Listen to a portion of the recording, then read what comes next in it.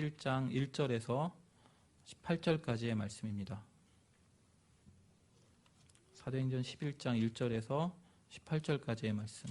신약성경 제 성경으로는 206페이지입니다.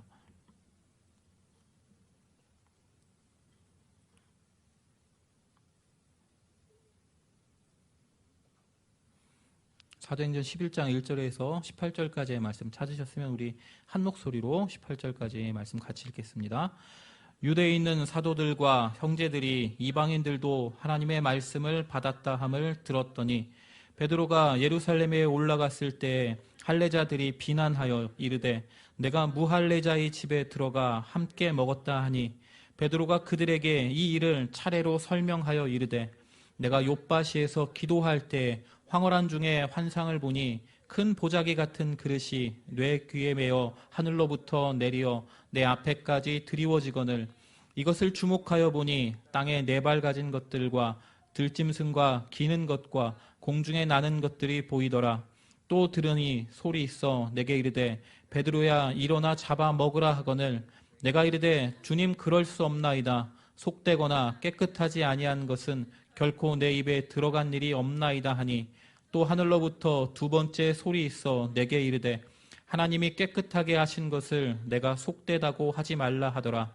이런 일이 3번 있은 후에 모든 것이 다시 하늘로 끌려 올라가더라. 마침 3사람이 내가 유숙한 집 앞에 서 있으니 가이사랴에서 내게로 보낸 사람이라. 성령이 내게 명하사 아무 의심 말고 함께 가라 하시매 이 6 형제도 나와 함께 가서 그 사람의 집에 들어가니 그가 우리에게 말하기를 천사가 내 집에 서서 말하되 내가 사람을 욥바에 보내어 베드로라 하는 시몬을 청하라. 그가 너와 내 온 집이 구원받을 말씀을 내게 이르리라 함을 보았다 하거늘 내가 말을 시작할 때 성령이 그들에게 임하시기를 처음 우리에게 하신 것과 같이 하는지라. 내가 주의 말씀에 요한은 물로 세례를 베풀었으나 너희는 성령으로 세례를 받으리라 하신 것이 생각났노라. 그런즉 하나님이 우리가 주 예수 그리스도를 믿을 때 주신 것과 같은 선물을 그들에게도 주셨으니 내가 누구이기에 하나님을 능히 맡겠느냐 하더라. 그들이 이 말을 듣고 잠잠하여 하나님께 영광을 돌려 이르되 그러면 하나님께서 이방인들에게도 생명 얻는 회개를 주셨도다 하니라. 아멘. 사도행전 10장부터 계속 이어지고 있습니다. 9장 마지막부터 이어지고 있는 내용들인데요. 베드로가 예루살렘 근처에 있는 지방을 돌아다니면서 복음을 전하고 또 욥바라고 하는 지역에서 복음을 전한 그때에 가이사랴에 있는 고넬료라는 사람이 환상을 보고 베드로를 이제 초청하는 장면입니다. 그래서 10장에 보시면 베드로가 고넬료의 집에 가서 고넬료의 집에 있는 사람들에게 하나님의 말을 전할 때에 성령이 임하시는 것을 경험하게 됩니다. 복음을 전했던 것이죠. 그러자 말씀을 듣는 모든 사람들에게 성령이 내려오셨다라고 10장 44절에는 기록을 하고 있습니다. 고넬료의 집에는 고넬료의 가족 외에도 고넬료의 친척들 그리고 가까운 친구들이 함께 모여 있었다라고 10장 24절에는 기록하고 있습니다. 그리고 욥바에서 베드로와 함께 고넬료의 집에 갔었던 사람들 10장에서는 그들에 대해서 몇 형제 몇 명 정도로 기록하고 있지만 우리가 오늘 읽었던 부분에서는 6 형제라고 분명하게 6명이 베드로와 함께 갔다라고 기록을 하고 있습니다. 그러면 고넬료의 집에 모였었던 사람들은 베드로와 욥바에서 같이 갔던 6 형제들 그리고 고넬료의 가족들 그리고 고넬료의 친척들 그리고 가까운 친구들 적게만 잡아도 10수명 정도가 모였을 것이고 넉넉하게 잡으면 수십 명 정도가 고넬료의 집에 모여서 베드로의 말씀을 들었던 것이죠. 그리고 그 듣는 모든 사람들에게 성령님이 내려오셨다라고 말씀을 하고 있습니다. 10장 44절에는 베드로가 말할 때 성령님이 내려오셨다라고 기록되어져 있고요. 오늘 베드로가 자신이 고넬료의 집에 있었던 일을 말할 때에는 내가 말씀을 시작할 때 내려오셨다라고 이야기를 하고 있는데 10장의 내용을 보시면 복음에 대해서 충분히 이야기한 이후에 성령님이 모인 그들에게 내려오셨다라는 걸 알 수 있습니다. 이미 성령님이 내려오셨으니 그들에게 세례를 베푸는 것도 문제가 되지 않기에 그들에게 세례를 주고 베드로는 이제 예루살렘으로 돌아오게 되었던 것입니다. 고넬료의 집에 성령님이 임하셨다라는 그 사실은 이방인들에게도 복음이 전해지고 그 전해진 복음으로 인하여서 성령님이 내려오셨다라는 이야기고, 이방인들에게 성령님이 임하셨다라는 것은 상당히 충격적인, 매우 놀라운 사건이었습니다. 그들은 율법을 지키지 않는 사람들이었고 구약 성경에 있는 하나님의 말씀들에 대하여서 어기고 그것 자체를 모르고 있는 사람들이 많이 있었는데, 그들이 복음을 들었을 때 하나님께서 그들을 인정하시고 성령을 부어주셨다, 성령님이 그들에게 내려오셨다라는 사실은 유대인과 이방인이라는 그 구분 자체를 없애시는 것이라고 생각할 수도 있는 것입니다. 그래서 사도행전 11장은 예루살렘과 온 유대와 사마리아 이후에 땅끝까지 복음이 전해지는 것을 공식적으로 기록하고 있는 부분이라고 말할 수 있습니다. 이제 11장으로 넘어가면 11장에서는 베드로가 고넬료의 집에 방문하여 말씀을 전한 소식이 예루살렘에 전해지는 부분부터 시작이 됩니다. 아마도 요바에 있던 제자들에 의해서 이 소식이 전해진 것처럼 보이는데요. 예루살렘에 있던 사람들은 고넬료의 집에서 어떤 일이 일어났는지 정확하게 알지는 못하는 듯합니다. 대신 베드로가 이방인인 고넬료의 집에 가서 며칠을 함께 있다가 예루살렘으로 돌아왔다라는 이 정도의 정보만 가지고 있었던 것 같습니다. 베드로가 예루살렘에 도착하자 이제 할례자들이 베드로를 비난합니다. 이방인들과 함께 했다라는 그 사실이 문제가 되었던 것이죠. 정확하게는 3절에 기록되어 있는 것처럼 무할례자의 집에 들어가서 함께 먹은 일을 비난을 하고 있습니다. 이방인들과 베드로가 며칠을 함께 있었다면 율법에서 금지했던 그 부정한 음식들을 먹었을 것이고, 예루살렘 교회의 지도자였던 베드로가 하나님의 말씀을, 하나님의 율법을 어기는 것이다, 너 베드로 너는 잘못했어 라고 이제 베드로를 비난하고 있는 것입니다. 이 할례자들이 했던 비난의 내용들은 베드로가 욥바의 집 옥상에서 기도할 때 하나님께 자신의 입장을 말씀드린 것과 똑같은 내용입니다. 짐승들이 하늘에서부터 보자기에 쌓여가지고 내려올 때 주님이 이걸 잡아 먹으라라고 이야기할 때 베드로가 주님, 제가 이런 것을 먹지 않습니다. 부정한 것들, 속되고 깨끗하지 않은 것 저는 내 입에 댈 수 없습니다 라고 이야기하자 주님이 하나님께서 깨끗하게 하신 것을 네가 속되다라고 말하지 말라라고 이야기하셨죠. 베드로가 주님에게 말한 그 내용을 지금 11장 3절에서는 할례자들이 베드로에게 똑같이 비난을 하고 있습니다. 베드로 또한 이 환상이 어떤 내용인지 처음에는 몰랐겠죠. 그런데 고넬료의 집에 도착하고 그곳에서 일어났던 사건들을 통하여서 이 환상이 이런 뜻이었구나라고 깨달았을 것입니다.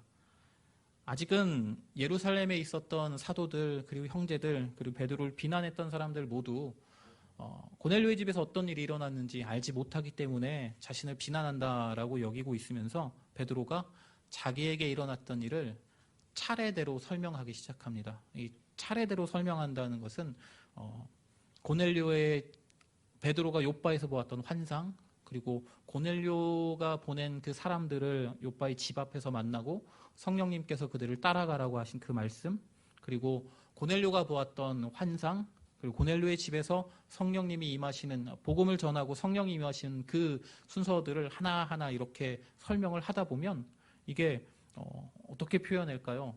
아기가 딱 맞아 떨어지는 것처럼 곳곳에서 일어났던 이 사건들이 하나로 정리되면서 하나님이 이 일을 행하셨구나라는 것을 분명하게 알 수 있게 되기 때문에 베드로는 걱정하지 않고 근심하지 않고 자신이 겪었던 일들을 차례대로 설명하기 시작합니다.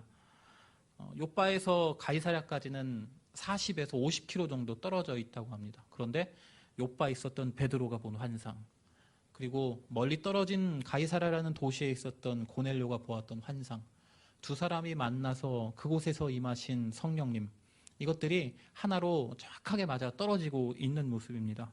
이걸 정확하게 차례대로 설명한다면 거기에 모인 예루살렘에 모였던 모든 사람들이 누구도 이 일을 제기할 수 없을 정도로 하나님께서 행하신 일이 드러날 수 있다라고 베드로는 확신했던 것이죠. 이제 그 설명들을 11장에서 1절에서 18절까지 차례대로 설명하고 있는 이야기들입니다. 첫 번째는 베드로가 욥바에서 보았던 환상을 설명합니다. 부정한 짐승들이 내려올 때에 이것을 잡아먹으라라는 그 환상을 이야기합니다. 그래서 베드로가 이야기하죠. 아까도 말씀드렸다시피 속되거나 깨끗하지 않은 것, 부정한 것을 먹을 수 없습니다라고 대답을 합니다. 그러자 주님이 하나님께서 깨끗하게 하신 것을 내가 속되다 할 수 없다라고 이야기하시죠. 음식과 관련된 율법입니다. 이 율법은 복음서 마가복음을 보면 예수님께서 우리는 이 말씀을 집중해서 보지는 않았지만 음식과 관련된 부정함을 해결하시는 대목이 등장합니다. 마가복음 7장 18절과 19절에 음식이 깨끗하다라고 말씀을 하십니다. 어느 부분이냐면 사람의 마음이 악하다, 사람의 마음이 더럽다. 그래서 마음에서 나오는 것은 악한 생각과 살인과 이런 이야기가 나오는데 이 사람의 안에 있는 것이 더럽지 밖에서 사람의 입으로 들어오는 것은 사람을 더럽히지 못한다라고 하면서 음식은 모두 깨끗하다라고 이미 말씀을 하셨습니다. 그런데 당시의 제자들은 예수님께서 하신 이 말씀이 음식과 관련된 율법을 그 이야기인 줄 깨닫지는 못했었던 듯합니다.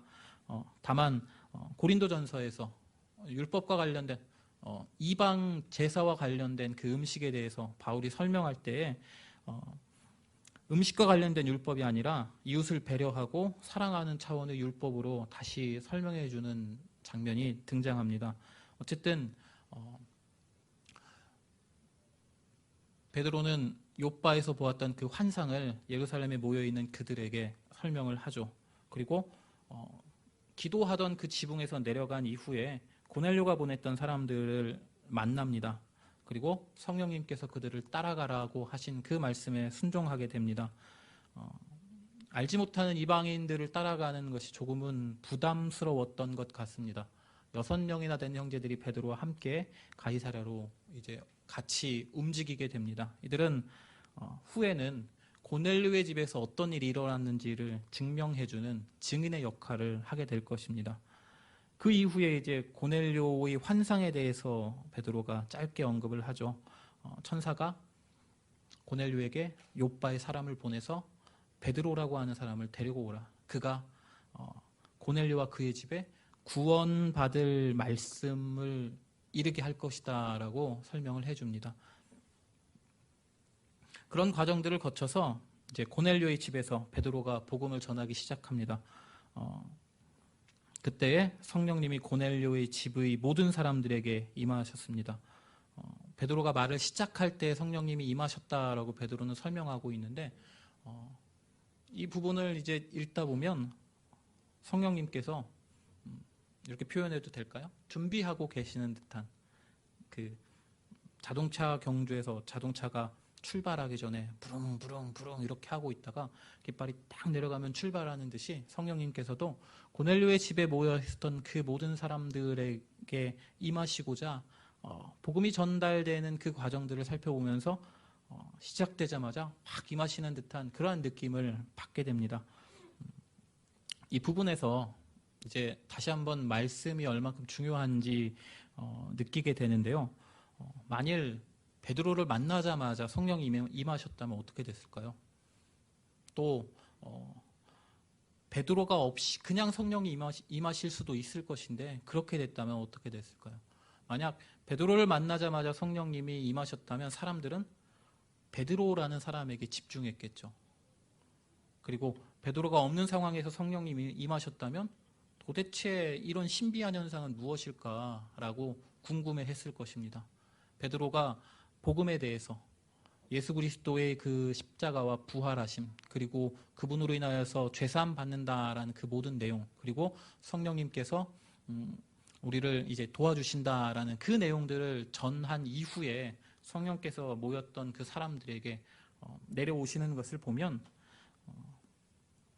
단순한 기적이나 능력이 아니라 분명한 목적이시 성령님께서 이러이러한 분이시구나라는 것을 알게 한 이후에 고넬료의 집에 있던 그 사람들에게 성령님이 내려오셨던 것입니다.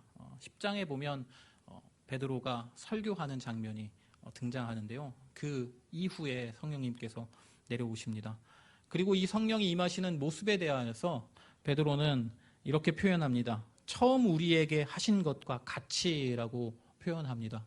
고넬료의 집에 임하셨던 성령님의 그 모습이 사도행전 2장에서 마가의 다락방에서 기도할 때 오순절에 120명의 제자들이 기도할 때 성령이 임하셨던 그 모습과 같이 처음 우리에게 임하셨던 것 같이 임했다라고 표현을 하고 있습니다. 사도행전 2장에서는 급하고 강한 바람이 하늘로부터 이제 불어오고 불의 혀같이 갈라지는 것들이 각 사람에게 임하고 그리고 그들이 서로 다른 언어로 말하기를 시작하고 2장 10절에 보면 그들이 하나님의 큰 일을 말했다라고 기록이 되어져 있습니다. 사도행전 10장 46절에 고넬료의 집에 임하신 성령님을 이야기하는 그 부분을 보면 방언을 말하며 하나님을 높임이라고 표현하고 있습니다. 그러니까 2장에서 마가의 다락방에서 임하셨던 그 성령님의 모습과 동일한 모습의 성령님이 고넬료의 집에 임하셨던 것입니다. 그렇기 때문에 어떤 사람들은 이렇게도 표현합니다. 예루살렘에 있었던 오순절, 유대인들의 오순절에 비교하여서 가이사랴에 있었던 이방인들의 오순절이라고 고넬료의 집에 성령이 임하시는 것을 비유하기도 합니다. 그때 성령님께서 임하시는 것을 보면서 베드로가 예수님이 하신 말씀을 다시 한번 기억합니다. 사도행전 1장 5절에 기록되었던 요한은 물로 세례를 주었으나 너희는 성령으로 세례를 받으리라 하신 말씀입니다. 말씀이 기억났다라는 것은 성령님께서 말씀을 생각나게 해주셨다라는 의미입니다. 요한복음 14장에 보혜사에 대한 예수님의 설명에서 내가 한 말을 모두 기억나게 할 것이다 라고 예수님께서 말씀을 해주셨습니다. 베드로가 깨달았던 세례에 대한 이 말씀은 17절에 기록된 대로 하나님께서 이 모든 일들을 다 주도하고 계시는구나. 하나님께서 이것들을 다 행하셨구나라는 그러한 의미로 받아들여졌습니다. 그래서 고넬료의 집에 모였던 모두에게 같은 선물인 성령님을 보내주셨다라고 표현하고 있습니다. 성령님께서 임하셨다라는 건 이 모든 일들 하나님께서 직접 행하셨다라는 걸 증명해 주는 것이었습니다. 그래서 베드로는 17절 마지막에 이렇게 고백을 하죠. 내가 누구이기에 하나님을 능히 맡겠느냐라고 베드로는 고백을 하고 있습니다. 베드로의 말이 끝나자마자 모였던 사람들은 잠잠해졌습니다. 11장 3절에 보면 베드로를 비난했던 그 사람들, 베드로를 비난하면서 베드로에게 율법을 어겼다라고 이야기하는 그 사람들의 그 모습이 이제는 잠잠해진 것이죠. 비난을 멈추고 잠잠해진 이후에 하나님께 영광을 돌렸다라고 기록되어져 있습니다. 그리고 이방인에게 생명 얻을 회개를 주셨구나라고 이들이 인정을 하는 부분으로 18절의 말씀이 이제 마무리가 됩니다. 스데반의 순교 이후에 수많은 곳으로 복음이 전파되었습니다. 베드로가 고넬료의 집에 전하였던 그 복음 그리고 성령의 임하심은 그 수많은 사례들 중의 가장 대표적인 사례라고 이야기할 수 있습니다. 하나님께서 유대인에게 뿐만 아니라 이방인에게도 모든 사람들에게 복음이 전파되기를 원하신다는 사실을 깨닫게 해주는 일이었습니다. 가이사랴 외에도 다른 여러 곳에서 복음이 전파되고 성령님의 임재가 일어났습니다. 11장 19절부터 보시면 이제 안디옥 교회에 대한 이야기가 나오고 있는데요. 그 중에 성령님의 그 감동으로 예언하는 사람도 등장하고요. 복음이 전파되는 이야기가 앞으로 계속 나오게 될 것입니다. 하나님께서 예수님을 믿을 때 주셨던과 같은 선물을 고넬료의 집에도 주셨습니다. 그리고 이 선물은 성령님이시죠. 그리고 18절에는 생명 얻는 회개라고도 이야기하고 있습니다. 우리 주일에 소리문답 29번째 29문을 같이 읽으셨을 것입니다. 그 내용이 어떤 거냐면 성도가 그리스도의 구속에 참여할 수 있는 그 이유에 대한 질문이었는데요. 성령님께서 그것을 행하신다라고 우리가 같이 읽었었습니다.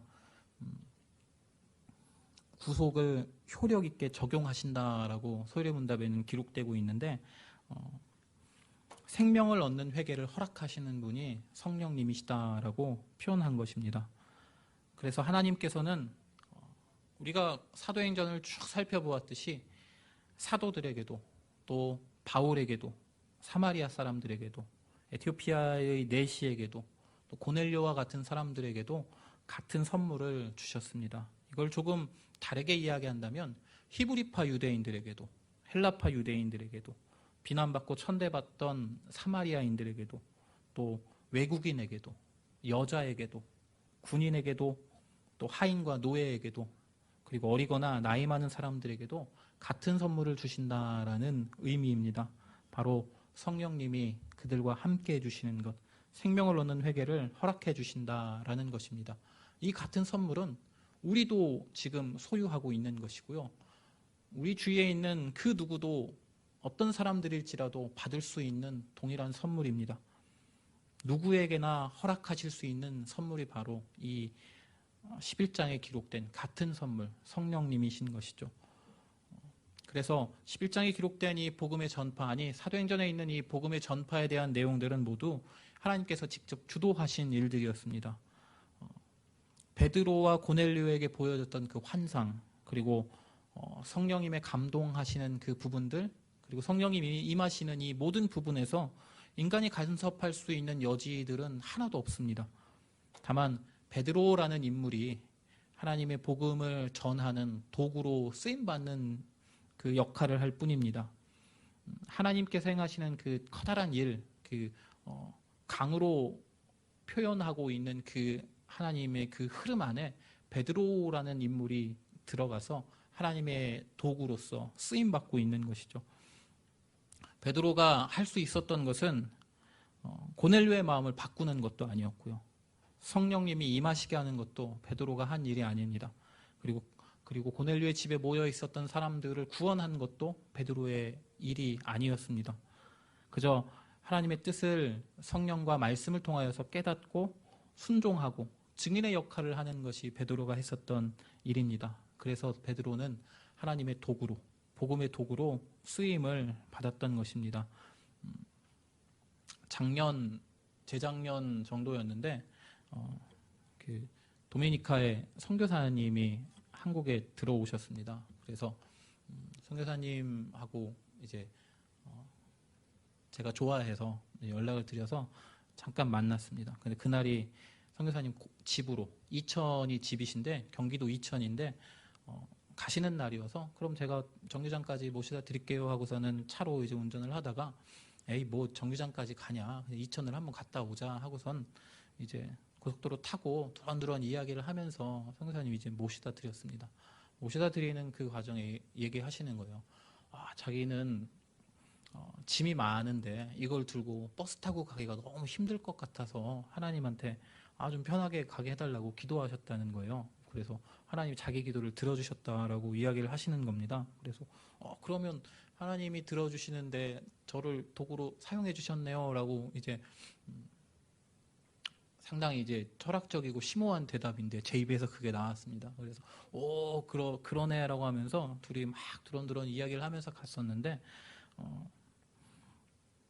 제가 느낄 때에는 하나님께서 이 선교사님의 기도를 들어주기 위해서 나를 사용하셨구나라는 생각이 갑자기 들었습니다. 그러면서 하나님께 쓰임받는다는 것이 이런 느낌인가라는 생각도 한번 해보았습니다. 제가 한 건 별거 아니죠. 그냥 시간도 있고 차도 있고 차에 기름도 넉넉하고 그래서 이천까지 2시간 정도만 그냥 운전을 해드렸던 것뿐인데 그 작은 일을 통해서 하나님께서는 이 선교사님의 기도를 들어주셨구나라는 생각이 들었습니다. 만약에 하나님께 쓰임받는 그 일들이 복음을 위해서 무언가 내가 쓰임받는다면 얼마나 그 기분이 감사하고 기쁠까요? 말로 할 수 없는 그러한 기분이겠죠. 고넬료의 집에 성령이 임하신 것을 보면서 베드로는 아마 깨달았을 것입니다. 이 모든 건 다 하나님께서 하신 일들이구나. 그리고 내가 베드로 자신이 복음의 도구로 쓰임받았구나라는 것을 깨달았을 것입니다. 베드로가 한 일은 엄청나거나 대단한 일이 그리고 위대한 일들이라고 말할 수는 없는 것이었습니다. 그저 주님의 말씀을 기억하면서 주변으로 복음을 전하고자 계속 돌아다녔던 것, 그리고 그러던 중에 가이사랴에 다시 한번 복음을 전했던 것이 베드로가 했던 일의 전부입니다. 이 모습을 하나님께서는 이방인 선교의 공식적인 시작점으로 사용해 주셨던 것이죠. 베드로의 이야기를 들었던 예루살렘에 있었던 그 제자들, 그 사람들도 이것을 알게 되고 자신들이 비난하던 것을 멈추고 잠잠하게 하나님께 영광을 돌렸던 것입니다. 같은 선물을 모두 다 받고 있습니다. 우리도 받았고 예루살렘에 있었던 그들도 모두 다 받았죠. 이 선물을 받고 하나님의 도구로 쓰임받는 모습이 지금 베드로를 통해서 나타나고 있습니다. 복음의 도구로 쓰임받았다면 엄청난 기쁨이 내 안에서 솟아나겠죠.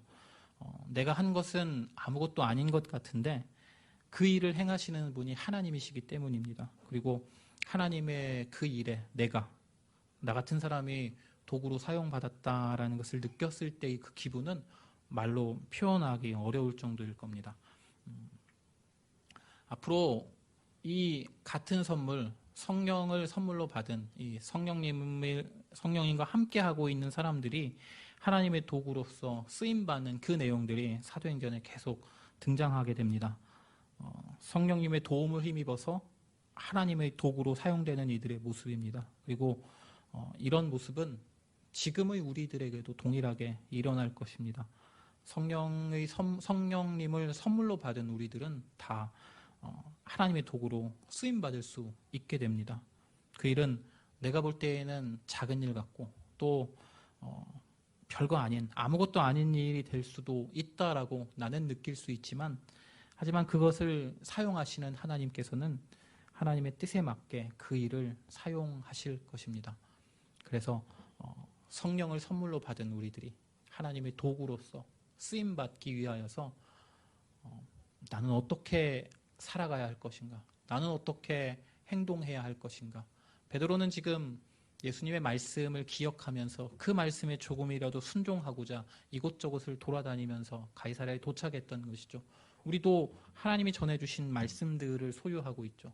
그리고 이 말씀들을 기억하면서 나는 분명히 성령님이 내 안에 함께 계시는데 이 성령의 선물, 성령님을 선물로 동일한 같은 선물을 받은 내가 어떻게 하나님의 도구로 쓰임받을 수 있을까 고민하면서 그러면서 우리의 삶을 살아가야 할 것입니다. 그래서 그럴 때 하나님께서 하나님의 뜻에 맞게 그 일을 사용해 주실 것입니다. 이런 성령님의 그 함께하심과 하나님의 뜻에 맞는 일들을 행하실 수 있는 우리 모두가 되기를 주님의 이름으로 축복합니다. 우리